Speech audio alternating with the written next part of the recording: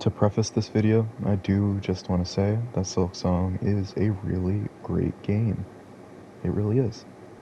Uh, but I don't think it's a perfect 10 out of 10, as most do. Or, not most, but a lot.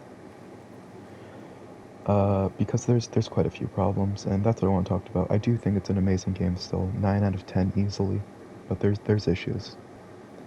And the first one is difficulty, which is, it's the one most people talk about. It's the biggest controversy that this game has, I'd say. And before people start going, get good, come on, yeah, you just play better, learn the game, you can have that argument when you do Pantheon 5 hit list on your Nintendo Switch while in a hospital. So we can talk once you do that. There's a few issues. First of all, two the big one, 2 hearts of damage, and sometimes it's fine. A lot of boss fights, it's really not a big deal. I enjoy it a lot for the bosses. Makes things a lot more challenging, but in a good way. I think the bosses are where those 2 damage mask things should be.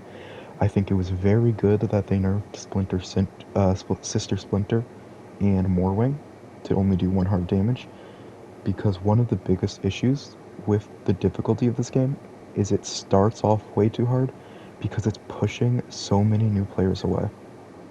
And that really sucks because it is a very badly designed difficulty spike. I am looking over this footage right now, and I am seeing that 3 times now, that 3 times I just fell in after immediately healing, so that's really unfortunate. But ignoring that, it's a lot of times the 2 damage masks is just too much, and especially early in the game, you just shouldn't have that as a thing that early on. It messes up the experience for newer players. You just can't do it. And then the amount of enemies that just do 2 hearts is just dumb. Exploring isn't a chill experience like it is in Hollow Knight, which that's one of the highlights of Hollow Knight. And it's ridiculous. Like, if it was in here as an occasional attack in some enemies' movesets, maybe. But it's not. It's everywhere. And it's way too much. And it just ends up making the user experience worse. Now, difficulty, still talking about that. The checkpoints. What is with the checkpoints in this game? One, come on, this is the sequel. We should have learned from the first game. If you make a hard-ass boss, you put a bench in front of it. Hi, Serena. Do you want to say hi? That's my cat. You put a bench in front of it if you want a super difficult fight. It's not that hard. But they don't. And I think the joke benches are funny, but the fact that there's no, actual bench is a big deal.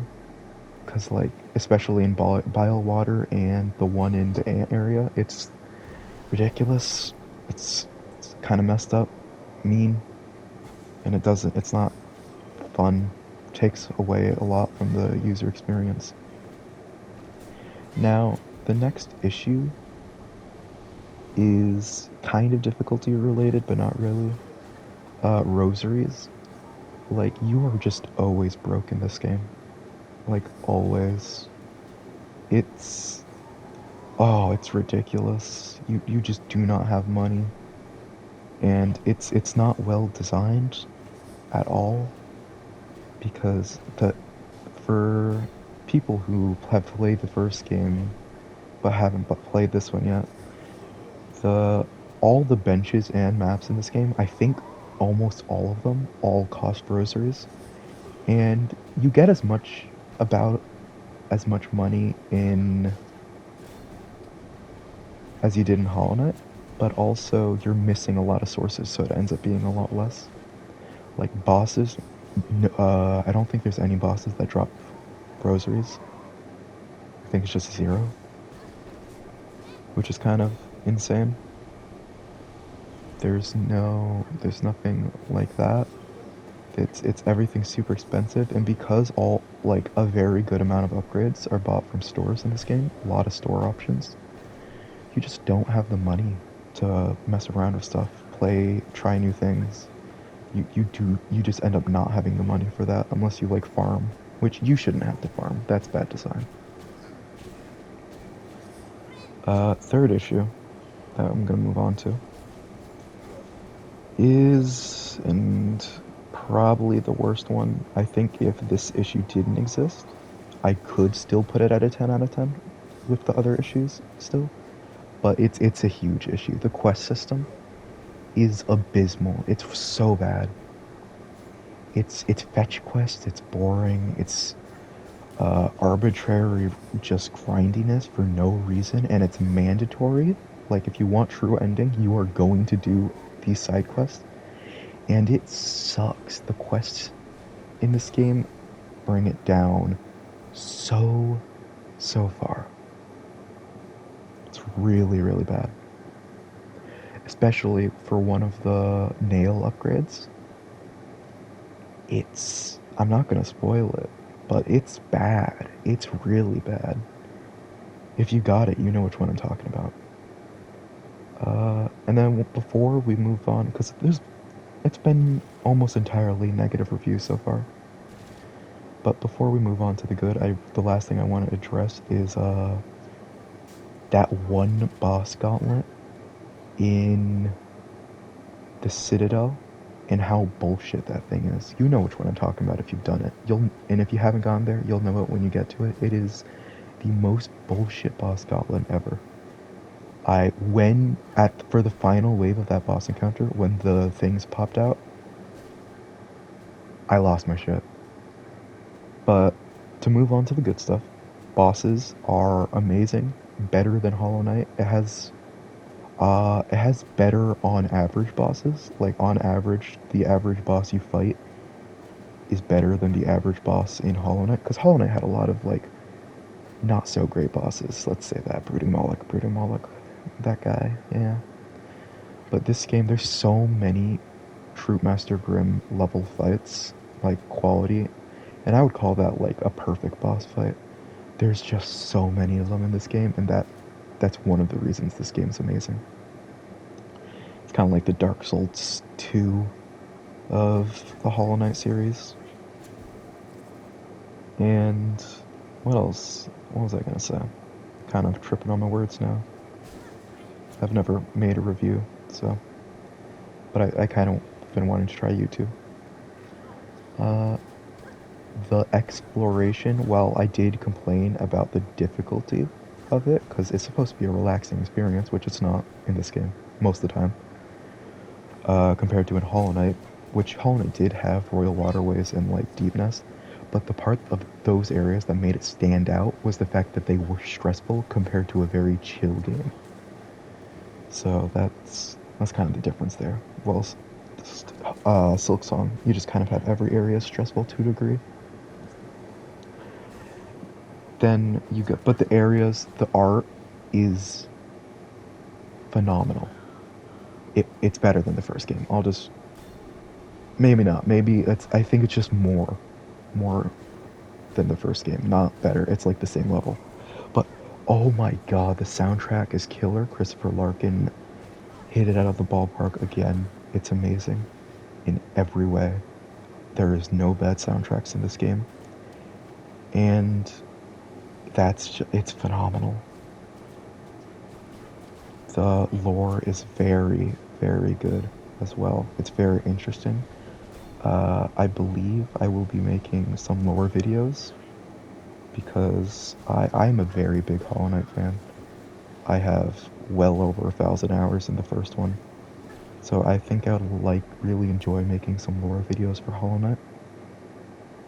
So I'm probably going to do that soon. But that's not really relevant. I was just kind of mentioning that. The lore is just very good. It connects to the first game well.